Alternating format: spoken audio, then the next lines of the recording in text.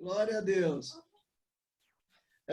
Nós vamos dar sequência aqui no nosso estudo a partir do capítulo 19 de Apocalipse. Mas eu gostaria de relembrar os irmãos que não deixassem de ler, eu espero que tenham lido, o texto da carta de Paulo aos Coríntios, no capítulo 3 da primeira carta, particularmente a partir do versículo 9 em diante, porque o capítulo 3, versículo 9, fala da nossa condição no reino celestial. E antes de querermos desvendar aqui os mistérios do Apocalipse, isso é uma coisa totalmente secundária para nós, eu sugiro que a gente desvende os mistérios daquilo que Deus tem para nós, que a igreja se aposse da sua função verdadeira. Esta semana eu tive vendo aqui 2 vídeos que eu encaminhei aqui no grupo de família, mas se os irmãos quiserem receber, eu posso colocar o link, se alguém quiser ir já no chat e colocando. Deixa eu ver se tem alguém falando alguma coisa aqui no chat. A Glória tem enchido este lugar. Isso. Obrigado, Edmar. Ok. Barney estava colocando a letra do cântico aqui, eu não abri aqui no momento devido, né? Mas amém. Lá no final a gente abre. Tem 2 vídeos. Um que eu achei fantástico. Eu recebi aqui através do meu filho, não sei quem postou, mas é um vídeo sobre a biografia, basicamente, e o que está acontecendo nesses dias através do presidente da China, o Xi Jinping, né? Então, eu recebi, se os meninos que não aguentarem muito tempo, quiserem voltar, fiquem à vontade, tá? Então, é um vídeo um pouco longo, ele demora 59 minutos, e ele vai falar aí a história deste homem, desde a sua infância, como família real que ele era, a perseguição que houve através de Mao Tse Tung ao seu pai e posteriormente a ele mesmo, e como depois ele foi galgando os degraus até chegar hoje a ser presidente da China. Irmãos, se vocês tiverem oportunidade de ver, vejam. Eu vou encaminhar o link, se quiserem eu coloco já o link também lá naquele grupinho nosso, porque realmente é de arrepiar. Então, vocês vão vendo como o Império Chinês, e a gente, não é à toa que o Império Chinês é chamado de o Dragão Vermelho, então nós já estivemos considerando a possibilidade, nós estamos sempre trabalhando com possibilidade de que o Império Chinês possa ser essa figura de que vai, de certa forma, dominar o mundo nesse momento que antecede a vinda do Senhor. E talvez de lá venha o próprio anticristo. Alguns acham que, pelo fato de a China não ser um Estado religioso, que talvez a apostasia da igreja cristã, e alguns aí aplicam isso à igreja católica, e em particular os adventistas, que são os que mais defendem essa linha, que isso poderia ter a ver com a igreja católica. E desde o Papa Bento XVI, o cardeal Ratzinger, né, que abdicou lá do papado, ele já vem falando nessa questão do império mundial, do império global, né, do mundo globalizado. Então, há uma grande possibilidade nesse sentido. Estou falando de possibilidades, não estou afirmando nada, né? E não é à toa que de lá para cá nós temos tido muitas encíclicas papais, muitas diretrizes da Igreja Católica no sentido de considerar a terra como a nossa casa, o movimento do meio ambiente, o movimento da terra como um todo, e nós precisamos ter um governo, etc. Na contagem, hoje, conversando um pouquinho com a Érica, a gente vai aqui absorvendo um pouco de todo mundo, e a sua participação é muito importante nisso. o Papa Francisco seria o 7º nesta linhagem. E os irmãos se lembram que nós vimos aqui que tem exatamente um 8º reino, né? E, de certa forma, desde que o Vaticano se tornou um Estado e o Papa se tornou um líder oficialmente, um líder político também, um líder religioso com esse invólucro político, e o Papa Francisco é o 7º, se eu não me engano, desde Pio XII. Então, assim, são especulações que a gente vem fazendo. A outra especulação que a gente faz muito forte também é do Império Turco-Otomano. Por quê? Porque o Império Turco, estou dando uma reprisada aqui, o Império Turco, a Turquia é a entrada da Europa, e nós sabemos que a capital da Turquia, Istambul, é a antiga Constantinopla, Bizâncio, que é, de certa forma, a Roma do Ocidente, a capital do Império Romano Ocidental. E como a Bíblia fala do ressurgimento do Império Romano no final dos tempos, então pode ser que esse lado aí da Turquia, do ressurgimento do Império Turco-Otomano, que então teria as duas vertentes, tanto a vertente política como a vertente religiosa, que nós já vimos isso, de certa forma, nos países islâmicos, quando eles têm a postura política forte, mas por trás nós vemos o registro e o governo dos ayatolás, né? Então, são possibilidades, são considerações que a gente está fazendo.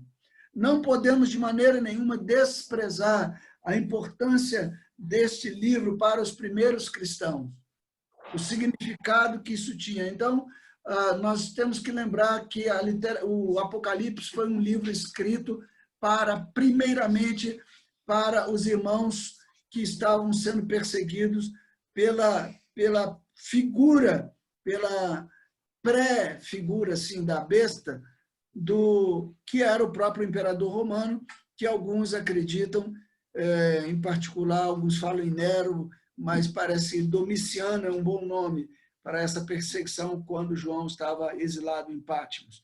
E o Apocalipse foi escrito em 96, na nossa era. Então, parece que as coisas estão assim tem muito a ver com essa época.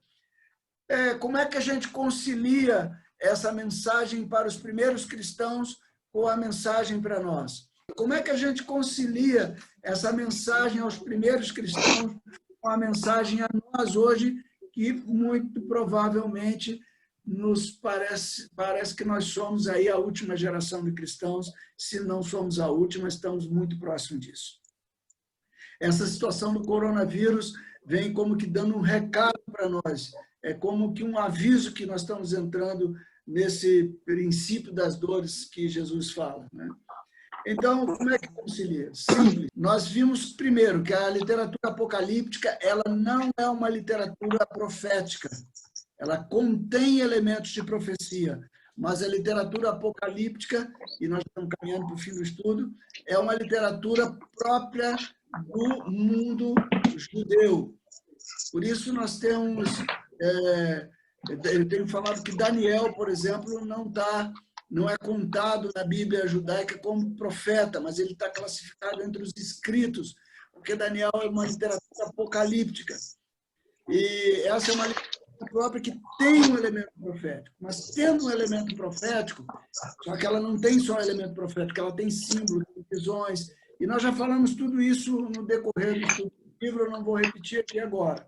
Depois os irmãos podem ter acesso aos outros vídeos e áudios e a apostilinha que a gente botou, que é só um resuminho, é tudo muito simples. Nosso objetivo aqui não é esgotar o assunto, mas é animar, encorajar e fortalecer a fé dos irmãos, ok? Então, encarem dessa forma. Então, assim, tendo um elemento profético, nós vimos que o elemento profético ele tem duas vertentes. A primeira é a vertente histórica e temporal. A segunda é a vertente eterna e divina. Então, como é que a gente entende isso? Exemplo, quando Davi vai construir o templo, o profeta Natan diz que não é Davi que vai construir o templo, mas o filho de Davi.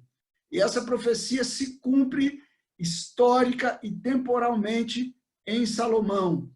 Porém, o cumprimento pleno dessa profecia nós só vamos ter com Jesus, que é o filho de Davi, com o templo verdadeiro que ele está levantando, que é a igreja, corpo de Cristo.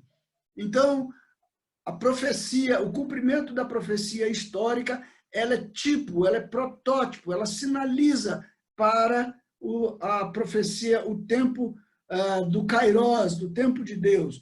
O Cronos, que é o tempo humano, do cronograma, da cronologia de relógio, Cronos é relógio em grego, aponta para o Kairos. Kairos é o tempo, uma forma de expressar, de falar tempo de Deus, mas Deus não tem tempo.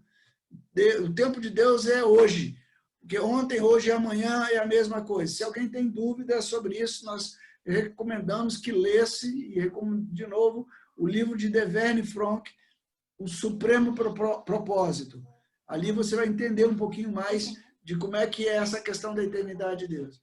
Então, da mesma forma, assim, o império, aquela situação da queda de Jerusalém, o Império Romano, da besta do imperador, elas prefiguram o final dos tempos. Então, Deus é extremamente didático. Ele vai falando e vai repetindo e vai contando os fatos, e nós vamos, assim, chegando a um ponto na história que é o ponto máximo, é o ponto que a gente chama de a plenitude dos tempos. Então, vindo a plenitude dos tempos, veio Jesus. E então, nessa plenitude dos tempos também, a volta do Senhor se dará dentro desse tempo de Deus. Então, por isso o Apocalipse se aplica tanto ao Império Romano, à época dos primeiros cristãos, quanto a nós.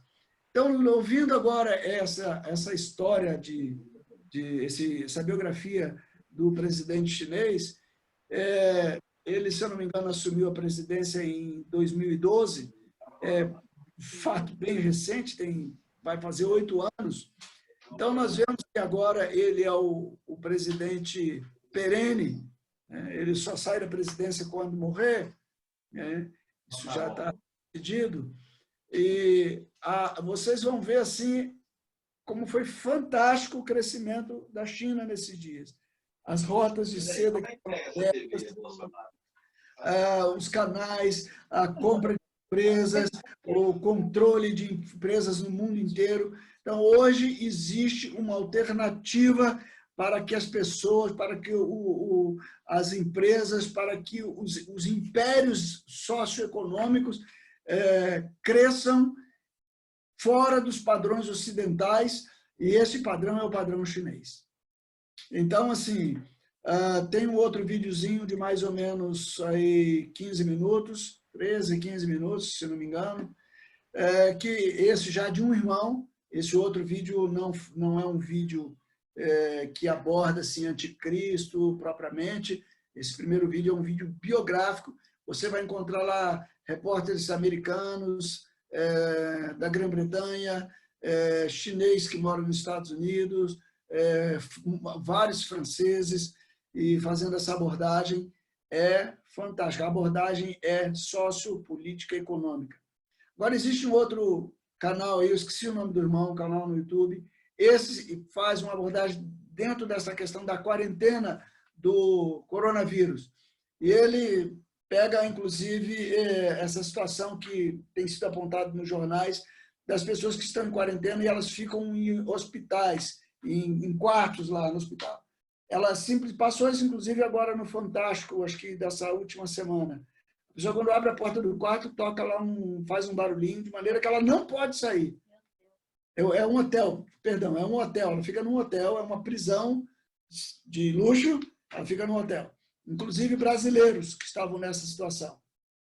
E depois que ela sai dessa quarentena, ela recebe um QR Code, né? Quem sabe aquele QR Code, aquele código quadradão que vem para substituir o código de barra, e a pessoa recebe, existem 3 códigos, o código um vermelho, um amarelo e um verde.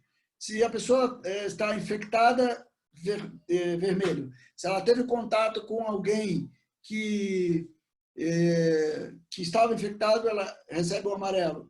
E se ela está saudável, verde. E aí ela pode ter livre trânsito. Só que as ruas chinesas estão cheias agora de câmera. Existe, inclusive, eles passam lá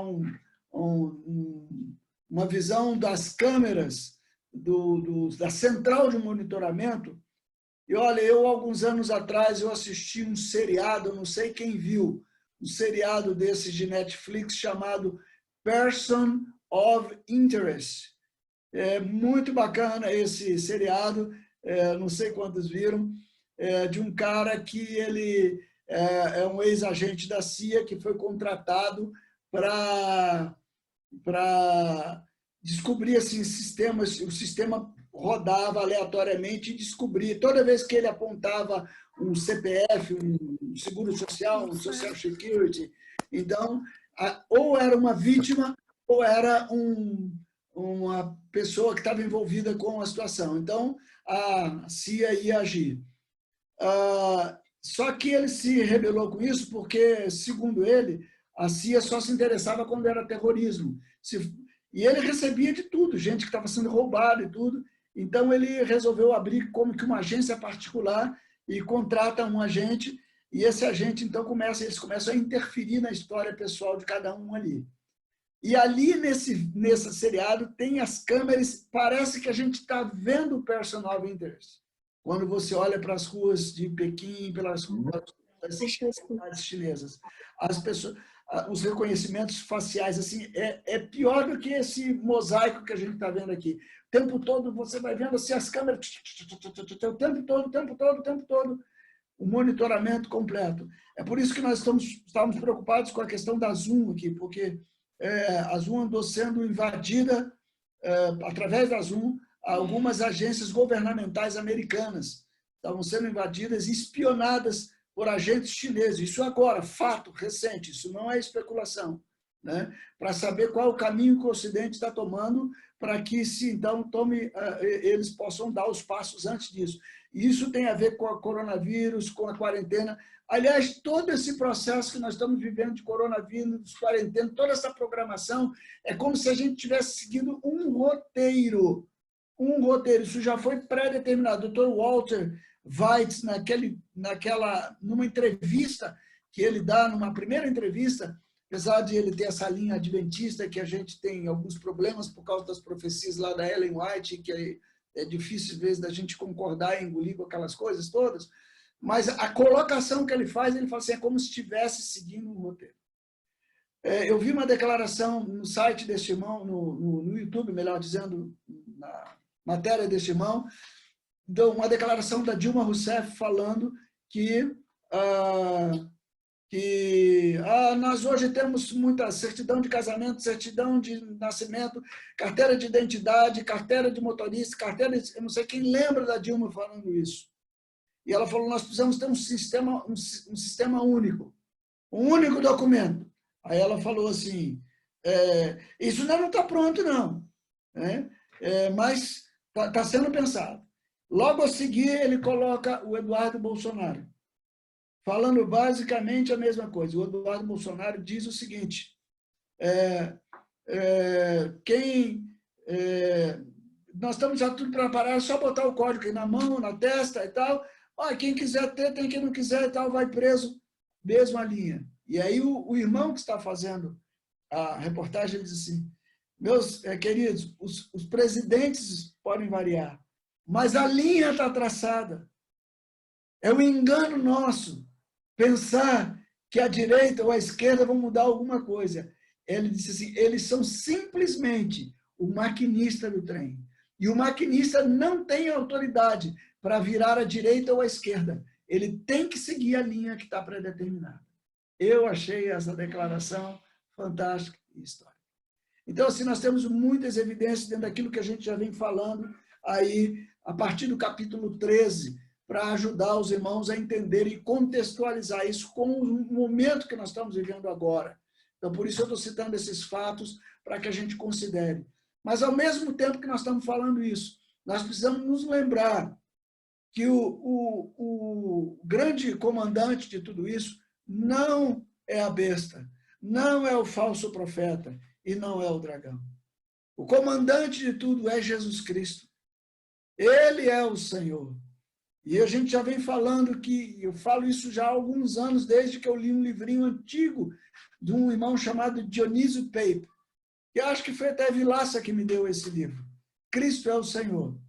Ele cita que no Novo Testamento Jesus é chamado de Salvador 16 vezes, de Mestre 64, mais de Senhor 610 vezes.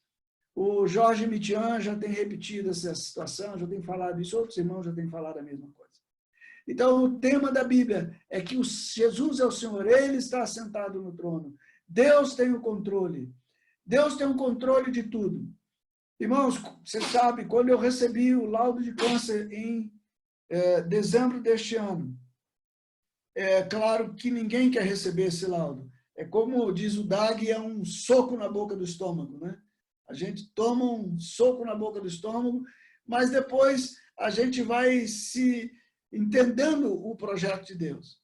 Mas a primeira coisa é que a tendência, a tentação que a gente tem de pensar é que isso foi uma permissão de Deus. Que é assim uma coisa que Deus permitiu, mas que é o diabo que está fazendo. Irmãos, o diabo não tem autoridade de nada. Ele só faz aquilo que Deus diz para ele fazer. E quando a gente olha por isso, e aí eu recebi de presente um livrinho, que eu já tenho falado para os irmãos, da Suzana e do Pedro, né? Suzana, filha do Alex e do Pedro, agora estão em São Paulo, estavam aqui no Espírito Santo, do irmão, do pastor John Piper. E o título do livro é um título maravilhoso. Não desperdice o seu câncer. E uma das coisas que ele fala que faz você desperdiçar o câncer é quando você atribui ao câncer, quando você atribui ao diabo o mérito dessas coisas. Na verdade, eu comecei a entender que nada acontece, não é só por permissão, mas por desígnio de Deus. Porque, veja, se Deus tem a possibilidade de permitir e não permitir, e ele permite, então é porque ele tem um propósito, concordam? Porque se ele tinha a possibilidade de não permitir que eu tivesse um câncer, e permitiu, é porque ele tem um plano nisso, meus amados. Isso não é um desvio do trilho. O pecado não foi um desvio do trilho. Outro dia, nós vimos uma pessoa falando assim, então, Deus criou o homem e tal, e aí o homem pecou, então Deus foi e executou o plano B. Não tem plano B. Só existe um plano, a vontade soberana de Deus, nada foge ao controle de Deus. Deus tem um plano e ele vai cumprir o seu plano. Então, Satanás, o pecado, o Éden, a besta, o falso profeta, tudo está devidamente controlado pelo Senhor. E é isso que os capítulos seguintes agora vão dizer. Então, vamos ler capítulo 19 de Apocalipse. Diz assim: depois destas coisas, ouvi no céu uma como grande voz de numerosa multidão dizendo: aleluia, a salvação e a glória e o poder são do nosso Deus. Porquanto verdadeiros e justos são os seus juízos, pois julgou a grande meretriz que corrompia a terra com a sua prostituição, e das mãos dela vingou o sangue. Lembre-se que o Apocalipse a literatura apocalíptica é como um filme. Você ora está num ambiente, ora está no outro ambiente. Você está vendo uma cena, agora está vendo outra. Nós já, de certa forma, nós estávamos vendo a cena aqui embaixo, no capítulo 18, com a Babilônia, a mãe das meretrizes, que estava sentado sobre uma das bestas, que é o sistema corrupto, e ela foi destruída, foi destronada. A própria besta, inicialmente, se levantou contra a Babilônia, contra esse sistema, porque ela queria um governo absoluto, total. A besta que sai da terra. Né? Desculpe-me, aqui no capítulo 13, a besta que sai do mar, a primeira besta. Então, voltando ao Apocalipse 19. Segunda vez, versículo 3, segunda vez disseram, aleluia, e a sua fumaça sobe pelos séculos dos séculos. Ou seja, todo o sistema mundano, todo o sistema corrupto, tudo isso que nós temos visto aqui, ele está sendo destruído. E ele não foi destruído pela besta. A besta foi só o agente dessa destruição. É o próprio Senhor que está seguindo com o seu cronograma para que o seu reino venha, para que a glória dele se manifeste. Os 24 anciãos e os 4 seres viventes prostraram-se e adoraram a Deus que se acha no trono, dizendo: Amém, aleluia. E novamente aqui, só para lembrar, os 24, quando nós falamos, pode ser que esteja aqui a representação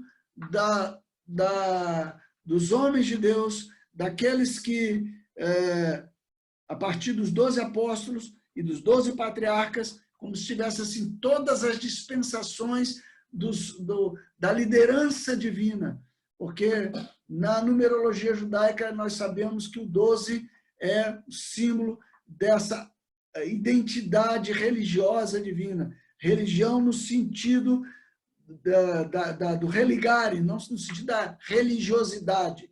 A gente, quando fala religião, eu sei que alguns irmãos têm muito problema e muita dificuldade, porque estão interpretando como religiosidade. E a religiosidade é problema mesmo. Mas a religião, ela é verdadeira. Tiago trata disso, ele fala inclusive da religião pura e sem mácula. Então, nós temos aqui os santos do passado e do presente, e os 4 seres viventes aqui, 4 seres viventes, serafins de Isaías capítulo 6, os querubins do capítulo 1 de Ezequiel, na verdade, são as mesmas figuras, estão representadas aqui. Quando João fala nesses 4 seres viventes, aqui no Apocalipse, os irmãos judeus não têm qualquer dificuldade para entender. Isso é uma literatura que eles transitam totalmente. Então, você tem aqui os querubins, você tem os serafins, e sobre isto, nós passamos aquele videozinho do The Bible Project, cerca de querubins, serafins, anjos, conselho, são acho que 4 ou 5 videozinhos de 5, 6 minutos cada um. Em meia hora você vê todos. E eu recomendo que vejam. A grande maioria deles está legendado em português. E tem muitos estudos sobre isso. Então, lá estão eles, é o trono de Deus que está se manifestando. É o trono de Deus que está agora em grande louvor, em exultação, porque é chegada a hora do reino de Deus. Saiu uma voz do trono, exclamando: Dai louvores ao nosso Deus, todos os seus servos, os que o temeis, os pequenos e os grandes. Então ouvi uma como voz de numerosa multidão, como de muitas águas e como de fortes trovões, dizendo: Aleluia! Pois reina o Senhor, nosso Deus, o Todo-Poderoso. Aliás, esse era o tema da música que estava tocando inicialmente como pano de fundo, que é a música que o Senhor reina, né? É todo aquele grande, é o Senhor Elohim, né? O Elohim dos Elohims, né? Então, você tem ali todo o conselho divino, todo o conselho celestial em adoração. E aí vem a mensagem que sai do trono. Qual é a mensagem? Alegremo-nos, exultemos e demos-lhe glória, porque são chegadas as bodas do Cordeiro, cuja esposa a si mesma já se ataviou. Pois foi dado vestir-se de linho finíssimo, resplandecente e puro, porque o linho finíssimo são os atos de justiça dos santos. Então me falou o anjo: escreve, bem-aventurados aqueles que são chamados à ceia das bodas do Cordeiro, louvado seja o Senhor. E acrescentou: são estas as verdadeiras palavras de Deus.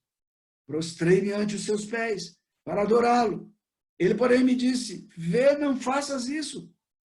Sou conservo teu, dos teus irmãos que mantém o testemunho de Jesus. Adora a Deus, pois o testemunho de Jesus é o espírito da profecia. Amados, aqui nós temos a igreja, a noiva. Este é o propósito eterno. A igreja, os vencedores, a igreja que construiu sobre o firme fundamento, por isso volto nesse texto de 1 Coríntios capítulo 3, qual é Jesus Cristo? Ouro, prata ou pedras preciosas. Ou mesmo aqui, linho finíssimo. Que construiu, não construiu madeira, palha e feno.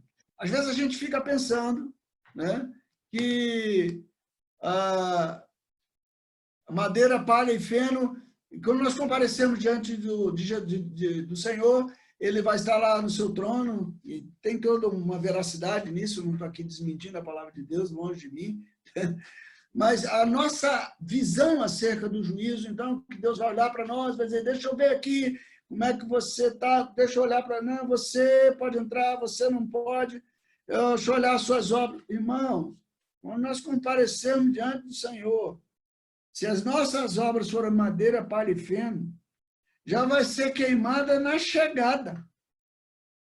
Porque madeira, palha e feno não subsiste a Deus, porque o nosso Deus é verdade, amor, é justiça, é tudo que nós sabemos, mas ele também é fogo consumidor.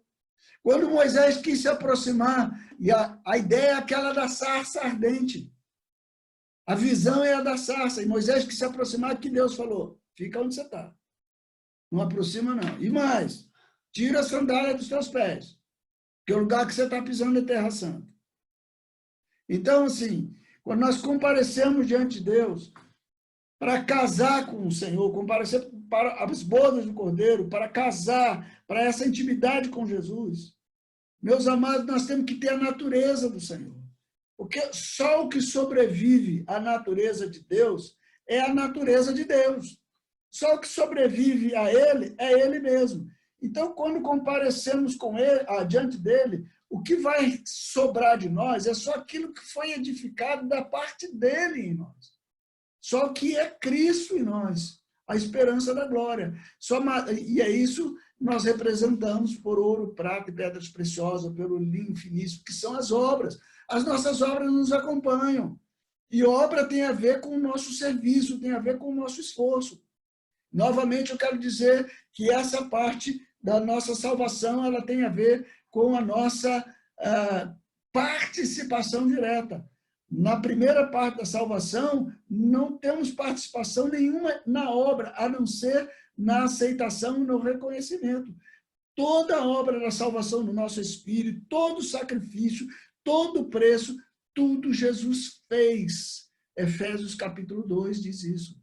Agora, daqui para frente, nós temos que saber, veja cada um o que edifica sobre esse fundamento. Então, você quer estar neste momento? Eu não estou dizendo, veja, a questão não é se você vai para o céu ou não vai para o céu, se você vai viver a nova realidade ou não vai viver a nova realidade. Estou usando aqui uma linguagem conhecida e não estou aqui falando sobre a questão se vamos para o céu, se o céu vem para cá. Isso é outro ponto, nós vamos ver um pouquinho mais lá na frente, nos 2 últimos capítulos. Mas eu quero dizer o seguinte, a questão é outra agora. Quero acalentar os irmãos, confortar os irmãos que verdadeiramente nasceram de novo. Se você nasceu de novo, se você é nascido da água e do Espírito, se você é selado pelo Espírito Santo da promessa, a garantia do teu Espírito não é sua, não é minha, é dele. Mas as obras somos nós que as edificamos. Então, se nós queremos agora entrar nessa intimidade, nós temos que cooperar com o Senhor para que o caráter, a imagem de Deus, e nós já lemos aqui 1 e 2 Pedro, outro dia aqui com bastante clareza. Seguindo no verso 11, diz assim, vi o céu aberto e eis um cavalo branco. Seu cavaleiro se chama fiel e verdadeiro e julga e peleja com justiça. Quero abrir um parênteses aqui. Quando nós começamos a falar dos cavaleiros, lá atrás, nós tivemos ali um cavalo branco que vai dar início ao mover das pestes, né? Apocalipse capítulo 6. E a gente indica e tende a indicar aquele cavaleiro ali como Jesus. Mas há uma possibilidade de que lá no capítulo 6 não seja Jesus. Isso não vai mudar muito o contexto da história. Vai sim mudar o contexto, mas é importante nós entendermos que, por exemplo, né, a gente também conversando hoje aqui com os irmãos que trabalham e já elaboram nesses estudos do Apocalipse, do final dos tempos, vão levantando aí, por exemplo, o imperador lá da Coreia já se assentou num cavalo branco, etc. Então, Mas aqui no capítulo 19, meu problema já não é o 6. Aqui não há engano, aqui não há possibilidade de engano. Aqui é Jesus, porque o seu cavaleiro se chama fiel e verdadeiro, e julga e peleja com justiça. Os seus olhos, e aí essas declarações têm a ver com o capítulo 1, são chama de fogo. Na sua cabeça há muitos diademas, há muitas coroas, há muitas tiaras, né, que o classificam como o rei dos reis e senhor dos senhores. Ele tem muitas tiaras, muitas coroas, né? A tradução em inglês fala muitas coroas. A nossa tradução fala diadema porque ela importa esse termo do grego. Diadema é um termo grego para tiara ou coroa, né? Então, e aí a gente tem essa palavra também em português. Tem um nome escrito que ninguém conhece senão ele mesmo.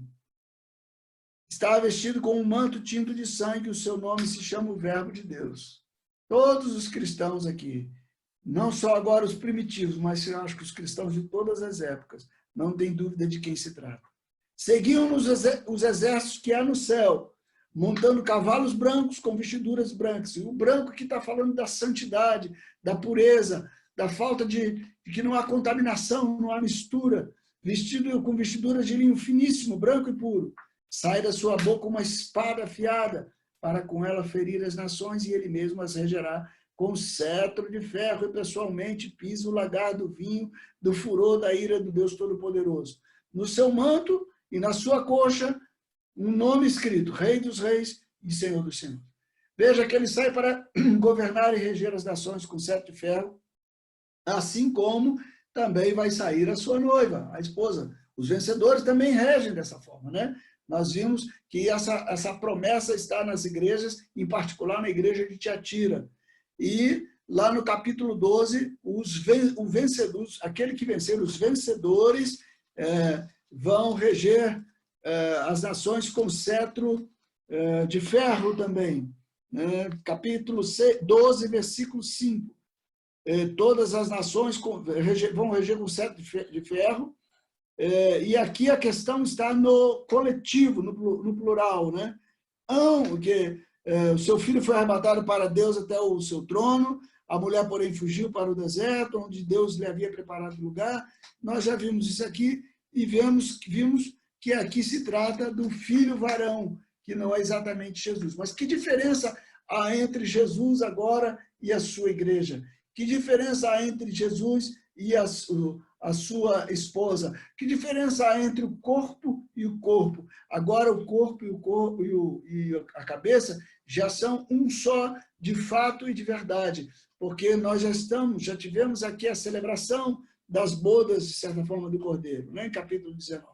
E agora vem a igreja que já desce agora para a segunda vinda, né? Aqui a terra está uma balbúrdia, a besta e o falso profeta estão enganando, prevaricando contra Deus, estão se rebelando, e é um tempo de muita iniquidade, qual nunca houve, diz a palavra de Deus. Então, o versículo 17, então, diz assim: então vi um anjo posto em pé no sol, e clamou com grande voz, falando a todas as aves que voam pelo meio do céu: vinde, reuni-vos para a grande ceia de Deus, para que comais carnes de reis, carnes de comandantes, carnes de poderosos, carnes de cavalos e seus cavaleiros, carnes de todos, quer livres, quer escravos, assim pequenos como grandes. E vi a besta e os reis da terra, com os seus exércitos congregados para pelejarem contra aquele que estava montado no cavalo e contra o seu exército. É a última tentativa. Todo o plano de Satanás sempre foi arregimentar o mundo espiritual e o mundo físico, desde a rebelião, primeiramente, na rebelião no céu com os seres espirituais, no Éden, já com a participação do homem, e depois com Babel, que se tornou o princípio da rebelião. Babel é o sistema, é o antissistema de Deus. É o sistema do homem pelo homem para o homem. E o sistema de Deus é Cristo por meio de Cristo e através de Cristo. Porque Romanos 11, 36, porque dele, por meio dele, para ele são todas as coisas. Então, aqui está descendo agora a igreja. tudo nos leva a pensar, dentro dessa realidade, que houve um intervalo entre o arrebatamento da igreja e essa volta, como nós vimos lá naquele mapinha. Mas nada impede de nós entendermos que... Está gostando, Miguel? De nós entendermos que pode ser no mesmo evento, momento histórico, porém dois eventos diferentes. Podemos entender a igreja subindo para encontrar-se com o Senhor, tem o casamento e volta. Não há problemas. Nós já dissemos que nós não estamos aqui para afirmar se a igreja vai passar pela tribulação, se ela vai subir no meio da tribulação ou vai ser antes da tribulação. Toda a igreja moderna de 300 anos para cá vem, de certa forma, crendo no livramento e da igreja nesses dias. Porém, ao longo da história, a igreja sempre foi preparada para o sofrimento. Então, meus amados, a questão não é se vamos passar pelo sofrimento ou se não vamos passar pelo sofrimento. A questão não é se você vai ter câncer ou se não vai ter câncer. A questão é qual é a nossa postura. Eu nunca imaginei que eu ia ter câncer, mas não está fazendo diferença nenhuma ter câncer para mim. Porque o que me vale agora não é ter câncer ou não ter câncer. O que vale para mim agora é o Deus que opera o controle em mim. E eu estou descobrindo, através dessa experiência, o quanto eu precisava me render ao controle do Senhor. E é isso que a igreja precisa entender, nesse processo que nós estamos vendo agora, de coronavírus e de outras situações que vêm nos apontando para o final dos tempos. Quer ela suba, quer ela permaneça aqui na grande tribulação. Porque a igreja recebeu muita mensagem de um evangelho da prosperidade. A igreja recebeu muita mensagem do evangelho das benesses, da graça barata. A igreja hoje não está preparada para o sofrimento. Se a igreja hoje entrar em sofrimento, muitos irmãos vão negar o nome do Senhor. Então, o Senhor está nos chamando para uma revisão da nossa relação, da nossa aliança com Ele. Então, diz a palavra no versículo 20, que a besta foi aprisionada e com ela o falso profeta, que com os sinais feitos diante dela seduziu aqueles que receberam a marca da besta, e eram os adoradores da sua imagem. Os dois, a besta e o falso profeta, ou a primeira e a segunda besta, que emergiu do mar e que emergiu da terra, foram então lançados no lago de fogo que arde em enxofre. Os restantes foram mortos com a espada que saía da boca daquele que estava montado no cavalo, e todas as aves se fartaram das suas carnes. A experiência é mais ou menos como aquela da rebelião de Coré, Datã e Abirão, não sei quem lembra disso no Velho Testamento. Quando a terra se abriu e engoliu ali aqueles homens que se rebelaram contra Deus. E depois houve uma praga que consumiu cerca de 14.600 judeus de todas as tribos ali. A gente acha que a terra engoliu os homens todos. Não, a terra engoliu os rebeldes. Quem consumiu o restante foi a praga. A vinda do Senhor, de certa forma, assim, já vem aprisionando a besta e o falso profeta. Como que num estalar de dedos, ou como diz Paulo na segunda carta aos Tessalonicenses, no capítulo 2, com o sopro da sua vinda. O Senhor destruirá com o sopro da sua vida. A chegada dele é aquela chegada já arrebatadora, destronadora para a besta e o falso profeta. E os demais seguidores, esses foram mortos pela espada que sai da boca, pela própria palavra do Senhor. Eles foram confrontados com ela. E aí eles perecem. Entrando um pouquinho já no capítulo 20, diz assim: então vi descer do céu um anjo, tinha na mão a chave do abismo, uma grande corrente. E ele segurou o dragão. É esse dragão aí, né? Alguns acham que, por isso alguns têm falado nas questões aí da China, né? Segurou o dragão, a antiga serpente, que é diabo, Satanás, e o prendeu por 1000 anos. Essa expressão serpente, dragão, tem muita especulação, mas uma delas é a palavra serpente tem a ver com a palavra seraf no hebraico. Seraf no hebraico, boa pergunta, Miguel. Seraf é serpente no hebraico. E isso tem a ver com uma forma de descrição ou de descrever os anjos ou parte do conselho celestial. Então, quando fala seraf no plural, ou no singular, ou serafim no plural, então tem a ver com esses seres caídos. E é por isso que quando nós vemos lá no Egito, a vara de Moisés se transformando num seraf, na verdade está se transformando num anjo poderoso em forma de serpente, e os espíritos caídos que regiam o Egito são transformados também em serpentes. Então, são os poderes do Egito que são confrontados pelo poder de Deus e são derrotados lá no Egito. Ali não é só uma batalha de serpente, é uma batalha daquela situação lá dos anjos que caíram, dos anjos caídos lá na rebelião, com o anjo do Senhor na vara de Moisés. E é muito provável que o anjo do Senhor ali seja uma representação do próprio Jesus Cristo. Então, por isso, Satanás é a antiga serpente, né? Alguns entendem essa expressão dragão e antiga serpente como a serpente, antes propriamente da queda, tinha como que um formato, talvez, de um dragão. E a partir da queda, ela então tem o formato que nós conhecemos hoje. Nós não conhecemos bem dragão. Essas coisas passaram por essa mutação, por assim dizer, a partir de todo o juízo de Deus. E aí nós temos um juízo de Deus com a queda de Lúcifer, nós temos outro juízo de Deus e o que alguns entendem aí que pode ser um intervalo entre Gênesis 1.1 e Gênesis 1.2, e nós temos citado aí Wember, temos citado o irmão Christian Shen, que pensam dessa forma, e é uma forma muito interessante de avaliar. Mas nós vimos também quando o homem peca, e que então a serpente é sentenciada a rastejar e comer do pó da terra. Nós sabemos que a serpente não come pó. E que pó da terra é essa, então? O pó que ela come somos nós. Porque quem é o pó? A Bíblia diz que o homem é pó e ao pó voltará. Então, a verdade, o alimento da serpente se tornou o pecado, a carne, o homem caído, né? o Adão caído. Né?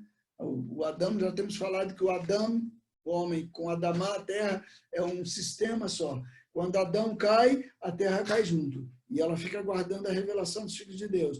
Quando Adão levanta, a terra é reerguida também. Então, por isso é muito importante. Quando o homem faz aliança com Deus, a terra é abençoada. Já viram isso no Velho Testamento? Não? Então, você nunca leu lá, lembra quando os reis serviam a Deus e eram obedientes a Deus, e o povo de Deus era abençoado, e aí a terra produzia fruto, a terra ia bem? Mas quando o rei era rebelde, se rebelava contra Deus, lembra disso? E aí ele pecava, o que acontecia? E aí ele ficava sem chover, né? Lembra do tempo de Elias? E aí, por quê? Porque o Adão estava amaldiçoando a terra, Adamá. Então, o resgate do homem é o resgate de todo o sistema divino. Então, agora, a serpente, o diabo, é lançado por 1000 anos. E nós entendemos aqui 1000 anos não como um número literal. Nós já falamos que 1000 anos é por um período de tempo os múltiplos de 10 são tempos completos de Deus, dentro da cronologia de Deus. E ele lançou Satanás no abismo, fechou, pôs selo sobre ele, para que não mais enganasse as nações até que se completar os 1000 anos. Depois disso, é necessário que ele seja solto por pouco tempo. Então, veja, irmãos, o que vai acontecer agora? Vai se começar um período de um governo de Jesus. Eu diria que as demais nações vão ter o testemunho e a oportunidade de ver o que é um reinado de fidelidade, de graça, de misericórdia, de justiça, como na mesma medida que nós hoje vemos o reinado da iniquidade. Porque desde que o homem passou a bandeira e o bastão para Satanás, lá no Éden, ele se tornou o príncipe deste mundo. Então aqui é como que um resgate do Senhor, é uma tomada de conta, é o dono da propriedade vindo para resgatar a propriedade. Então nós falamos lá, Jeremias capítulo 32, para quem entrou depois, só para fechar aqui, e depois leiam quando Jeremias vai resgatar o campo do seu tio Ananiel, e ele vai resgatar, vai comprar, e nós vamos ver que no sistema judaico, só para lembrar, nós temos 3 possibilidades de se resgatar a terra. A possibilidade de resgatar a terra é a possibilidade de resgatar o homem. Adão e Adamá são a mesma coisa, certo? Então, a primeira forma de se resgatar é através do parente remidor. Então, Jeremias está sendo chamado, e aí tem lá a escritura aberta, tem a escritura selada, por isso temos o livro do Apocalipse, tem os 7 selos, é a escritura selada, e a escritura selada tem que ser aberta quando o posseiro não quer devolver a posse da terra. Então, quando a terra vai ser aberta, a escritura é aberta, ele é obrigado a vender para o parente remidor. Esse é o primeiro resgate, essa é a forma da graça. Jesus é o nosso parente remidor e ele está resgatando tudo, porque ele se tornou o nosso irmão. Hebreus capítulo 2 fala disso, por isso ele não se envergonha de lhe chamar irmãos. Ele tem participação de carne e sangue para nos chamar de irmão. Se torna o nosso parente, como tal, tem direito legítimo de resgatar o que é seu. Segunda forma, a própria pessoa, ela junta dinheiro e compra a terra de volta. E a terra vai barateando à medida que vai se aproximando do ano do jubileu. Então, alguns têm entendido, e eu acho que é uma boa interpretação, é que essa seria a forma de resgate durante o período da grande tribulação, se a igreja tivesse sido arrebatada e estado com o Senhor. A terceira forma é esta aqui, quando o Senhor vem, é o ano do jubileu e do resgate. Neste momento, então, Deus, através de Jesus Cristo, vem resgatar o que é seu. Está com soninho aí, Mick? Um pouquinho? Estamos acabando já, só mais um pouquinho. Tá? Então, só para andar um pouquinho aqui, finalizar esse ponto do capítulo 20, depois a gente dá uma repassada nele, diz assim: vi também tronos, e nestes sentaram-se aqueles aos quais foi dada a autoridade de julgar. Vi ainda a alma dos decapitados por causa do testemunho de Jesus, bem como por causa da palavra de Deus, tantos quantos não adoraram a besta, nem tampouco a sua imagem, não receberam a marca na fronte e na mão, e viveram e reinaram com Cristo durante 1000 anos. Então, aqui me parece que esses irmãos vão reinar com o Senhor neste período. Né? Uma maneira de pensar é que eles se unem aos 144 mil para formar aqui a grande noiva que vai reinar com Cristo. Os restantes dos mortos não reviveram até que se completassem os 1000 anos. Esta é a primeira ressurreição. Então, bem-aventurado e santo é aquele que tem parte na primeira ressurreição. Sobre estes, a segunda morte não tem autoridade, pelo contrário, serão sacerdotes de Deus e de Cristo, reinarão com ele os 1000 anos. Então, nós aqui temos um ponto. É o ponto do final do milênio. A partir daqui para frente, nós vamos ver a soltura de Satanás, a destruição final dele, e vamos ver a nova ordem mundial. Não estou falando dessa nova ordem, falei de propósito. Não, a verdadeira ordem mundial. Né? Não essa ordem mundial que os caras estão falando, mas a nova era. Não essa nova era, mas é o novo céu e a nova terra. Então, agora, nós temos um reinado de Cristo nesta terra, mas ainda, lembram daquele primeiro filminho? A terra ainda não é uma com o céu. Jesus está aqui, mas as coisas ainda não estão totalmente fundidas na forma de um sistema. Porque tudo que Deus quer, Jesus nos ensinou a orar, é que a vontade dele no céu seja a vontade dele aqui na terra. Seja feita a tua vontade assim na terra como é no céu. Isso nós só veremos plenamente no novo céu, na nova terra. Então vamos ficar por aqui hoje, né, meus amados? Porque hoje eu também estou aqui com meus 2 auxiliares lindos, maravilhosos. Eles estão aqui, eles amam esse assunto. O outro filmezinho que seria muito bom, quem ainda não viu, eu sei que a maioria de vocês já viu, para se falar em Batalha Final e Armagedon, é a Batalha Final de C.S. Lewis, é o livro, né? Acho que não tem o filme dele, tem? Batalha Final de C.S. Lewis?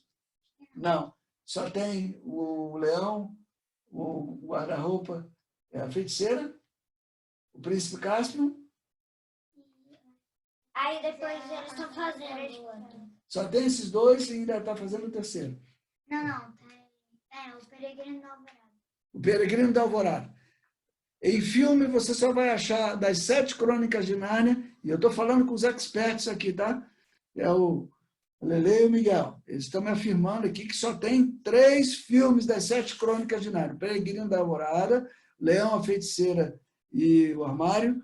É isso? Guarda-roupa. Eu sempre troco guarda-roupa e armário, é a mesma coisa, né? E o Príncipe Cáspio.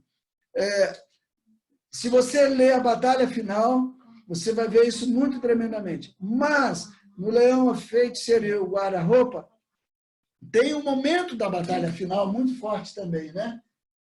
E aí você vê ali um pouco do Armagedon.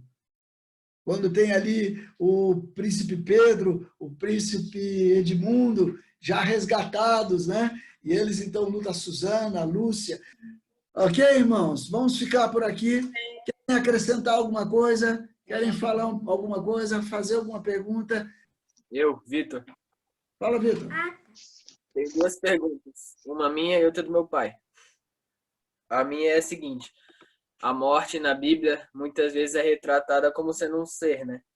Ela é realmente um espírito, um ser? Ou a gente tem que tratar isso como algo... Pergunta difícil, hein, cara? Olha, em alguns casos a gente tem visto a morte realmente ser representada por um ser, um anjo da morte, por exemplo, você vê isso no Êxodo. Mas a morte, a palavra morte, essencialmente significa separação, né? Então, não necessariamente tem que ser um ser. Ela pode ser representada por um ser, mas morte é separação. Por exemplo, quando Deus disse que o homem, se ele comesse da árvore da ciência do bem e do mal, certamente morreria. E nós vimos que o homem morreu. Mas a gente olha, morreu como? Se Adão continuou o mesmo. Ele não morreu na sua alma, ele não morreu no seu espírito, mas, desculpe, não no seu corpo, mas ele morreu no seu espírito. Houve um corte na comunhão. Então, é por isso que alguns dizem que a morte espiritual, a pior coisa da morte espiritual é a possibilidade de não haver redenção. Porque hoje nós estamos mortos nos nossos delitos e pecados, mas temos a chance de redenção. Mas um homem, uma vez que depois ele morre espiritualmente, ele vai para a morte eterna, a separação eterna de Deus, sem qualquer chance de restauração.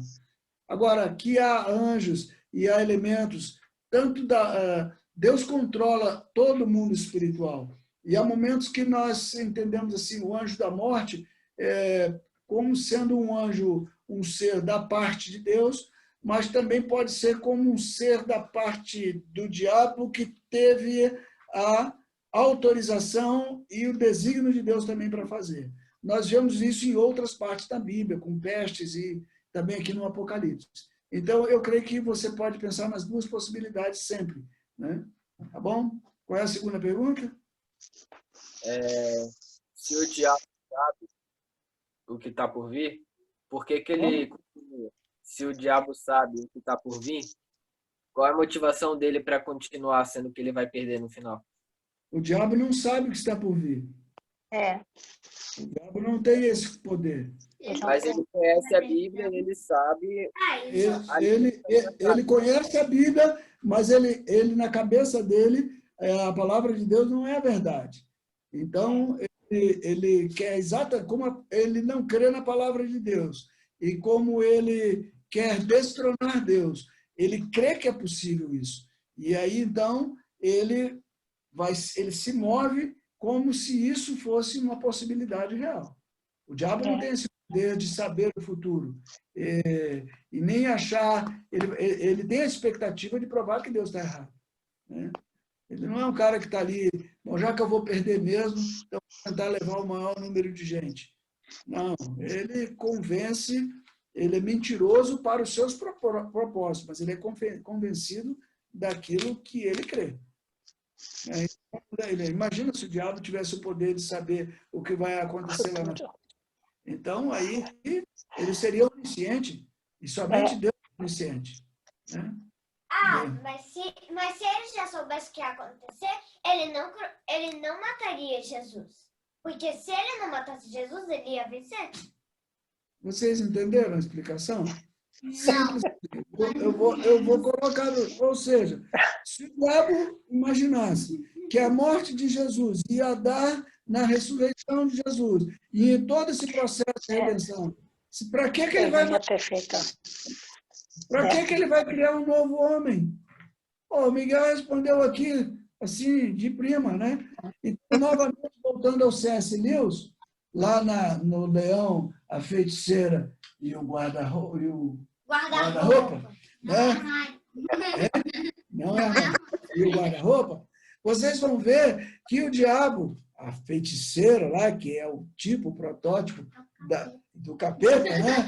Ela quando leva ele para a grande pedra, ela não conhece, ela negocia com o leão, com Aslan, mas ela não conhece a grande magia. Ela não sabe que Aslan vai ressuscitar. E Aslan ressuscita. Então, ele não tem esse poder de prever. Porque se ele pudesse prever essas coisas, então a ação dele seria outra. Porque se ele já matasse Jesus, ele já saberia que ele ia perder no final. Então, ele seria esperto de não matar Jesus. Deixa Jesus como está. Porque Jesus está homem. Matar Jesus faz parte da obra da redenção. Beleza, Vitor? Deu para entender aí um pouquinho? Você já assistiu o Leão, a Feiticeira e o Guarda-roupa? Já assistiu, Vitor? Já? Muito legal, né? É mais ou menos isso que eu estou falando, né? A Letícia falou que já assistiu 3.000 vezes. Mas é muito Mas é que ela falou 3.000 na literatura apocalíptica, né? Ela usou toda a simbologia apocalíptica, né? Não foi nada disso. Ok, vamos lá. O que mais, gente? Daniel? Oi? É Fábio. É Fábio. Desculpa, Fábio. Além dessa situação que você colocou aí, de que o diabo ele crê piamente de que é possível destronar o Senhor, você não acha também que ele, assim, talvez ele entender que não é possível tocar em Deus, destronar o Senhor, e o coração dele odioso, ele quer separar o número máximo possível de filho do pai, como uma forma de se vingar do pai e do cordeiro? Eu acho que você também. Eu acho que você fez, entendi sua colocação, eu acho que você fez aí o que a gente chama de um sofisma. Desculpa a colocação, é brincadeira, isso não é um julgamento que eu estou fazendo, mas é só dizer assim, o que é um sofisma? Quando você parte de premissas que não são verdadeiras e chega a conclusões verdadeiras. A sua conclusão foi ótima. A conclusão está certa, mas não necessariamente porque ele conhece. Ele quer fazer com isso, o alvo principal do diabo é o trono de Deus. Ele primeiro tentou usurpar. E aí eu fiz aquela colocação aqui, quem sabe, a Bíblia não fala isso, não tenho respaldo para afirmar isso aqui que eu vou falar, mas sempre houve uma interrogação na cabeça de todo mundo achando por que o diabo foi lançado por terra. Eu mesmo já conjecturei várias vezes, já falei que o diabo é o pai da mentira, que ele ficou pensando que Deus estava lá no céu recebendo toda a glória, toda a honra, e aí ele lá falou, poxa, só ele que recebe a glória, a honra, o louvor, a gente aqui rala pra caramba e sai o coral, e lava o céu e limpa, e só ele que recebe a glória e a honra, eu quero um pouquinho dessa glória, dessa honra. Já vi Marcos Moraes falar muito sobre isso também. E aí, então, ele se rebela.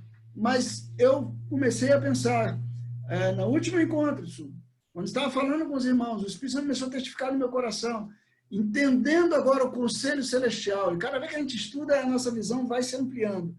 Imagina o conselho celestial reunido, todos os serafins, lá, os serafins, o Elohim. O que é Elohim? São os Els, plural de El, que é Deus, os deuses reunidos. E dentre esses deuses, você tem lá Yahvé. Quem é Yahvé? O eu sou. Ele é o Elohim dos Elohims, o El dos Elohims. Ele é o Todo-Poderoso, ele é o chefe de tudo. Ele é quem criou todas as coisas. Mas ele não governa nunca sozinho. Por quê? Porque Deus é amor, é verdade, é justiça, e ele nunca operou sozinho, porque isso é contra a natureza de Deus. Toda vez que uma pessoa opera sozinho, isso aponta para um egocentrismo. Então, o Senhor tem um conselho celestial. Por isso, quando ele diz, façamos o homem, né? Façamos o homem, a ideia é plural de Deus, esse conselho, façamos o homem. A ideia não é da Trindade. A gente diz, então, por que Deus não disse assim, criemos então a terra? E criou, então, no princípio, criamos os céus e a terra. Porque lá diz, no princípio criou Elohim. Elohim já está no plural. Então, o conselho criou. A concordância é com criou. Então, imagina, então, esse conselho decidindo criar para ir traçando esse plano. Imagina, só uma imagem aqui didática, não sei se funcionou desse jeito, mas você conseguir imaginar. E quem é que vai governar esse sistema aí? E aí Deus fala assim, não, eu vou criar uma criatura e ela vai... Eu vou colocar nela minha imagem e semelhança. E ele vai ser o governador desse negócio todo aí. Aí grande parte dos anjos lá, não, que maravilha, que ideia fantástica. Mas aí tem um cara lá, um querubim, lindo, maravilhoso, que achou que ia ser ele. E esse daí é claro que é Satanás. Exatamente. E aí, hoje eu estou bem assessorado, né? Aí ele então se levanta e diz, não concordo. Mas Deus, como é Deus dos deuses, ele prevalece a sua vontade. E aí ele se rebela. Já pensaram nessa possibilidade? Então, quando o homem começa aqui, é criado, e aí tem toda a rebelião, Deus então reordena a terra e cria o Jardim do Éden como ponto de contato, como nós vimos entre o céu e a terra. E aí agora tem a árvore da ciência do bem e do mal e tem a árvore da vida. Eu nunca considerei a possibilidade do homem comer da árvore da vida. Olha lá, Sofia. Ei, Sofia. Do homem comer da árvore da vida antes. Mas, de repente, vendo os vídeos e lendo a palavra, eu comecei a pensar que antes da queda, o homem comia da árvore da vida, porque ele estava sendo formado, Cristo formando nele o governador desse céu, dessa terra que ele havia criado. E aí, a serpente aparece novamente para propor ali uma queda. Então, eu queria colocar para vocês que ele vem arquitetando contra todo o projeto de Deus, mas o alvo central, sabe, sempre foi Deus. O negócio dele é o trono. E não é propriamente o homem. O homem vem a reboque. Mas o que ele quer é desqualificar Deus. Por isso, assim, o propósito dos demônios, de certa forma, é incorporar o homem para realizar seus prazeres. Você entende? Já falamos sobre essa diferença de demônio e anjo caído. Então, o demônio, lá, vou falar aqui do Zé Pilintra, lá, que mexe com bebida, então ele não tem corpo, mas ele quer saciar seu desejo. E aí tem toda aquela origem que eu já falei da Gênesis 6. Mas os anjos caídos, o negócio deles é outro. É governo, é reinar, é destronar Deus. E eles estão se preparando para isso.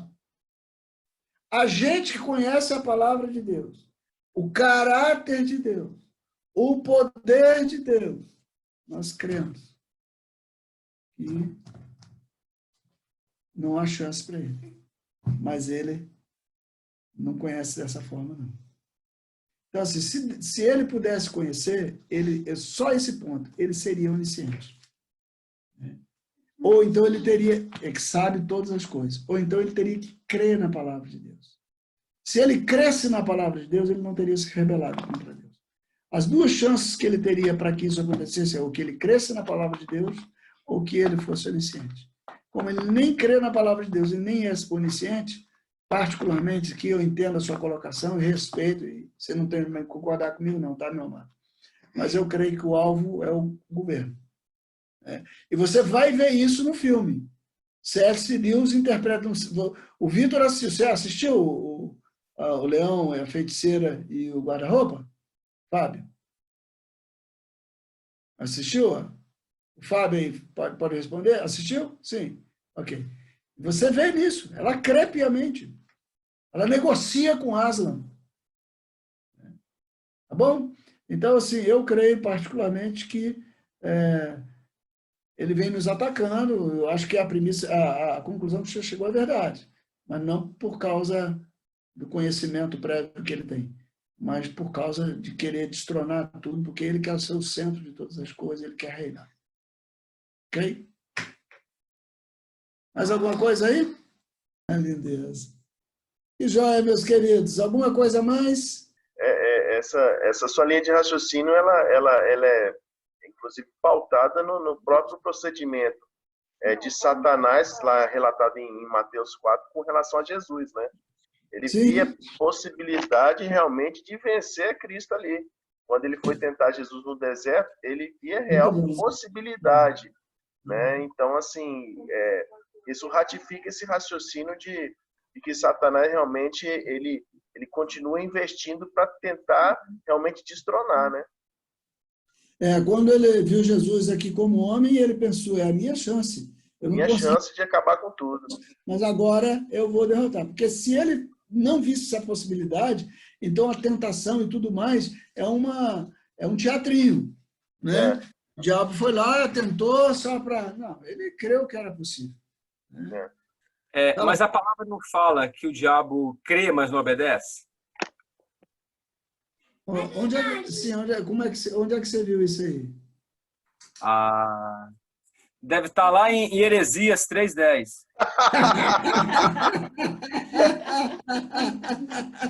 Muito bom. E o versículo 2 a 1000 chegará e a 2000 não passarás, né?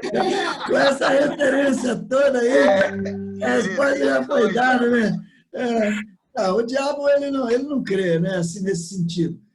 Ele sabe, quando Tiago disse, eu acredito que você está se referindo a Tiago, crês tu que Deus é um só? Fazes bem, até os demônios creem e tremem. Isso, exato. Ele sabe que Deus é. E ele tem temor, porque ele já experimentou a ira de Deus. Ele já confrontou Deus. Mas é aquele cara... Você já viu uma luta dessas de MMA, de boxe, qualquer coisa, quando o cara perde, mas ele perde, ele fala assim, eu vou ter uma revanche com ele. É mais ou menos isso que ele deve estar pensando. Né? Então, ele sabe, mas ele treme, mas ele não tem o destino nas mãos. O destino pertence ao Senhor. Né? O Senhor tem tudo sobre suas mãos. Hein? Ele ainda acha que vai ganhar, mesmo ele sabendo que está nas escrituras que ele vai perder, ele ainda acha que tem chance. Ele acha que tem chance, que Na ele verdade, pode reverter. ele quer ganhar, mas ele sabe que ele não vai ganhar. Na verdade é isso.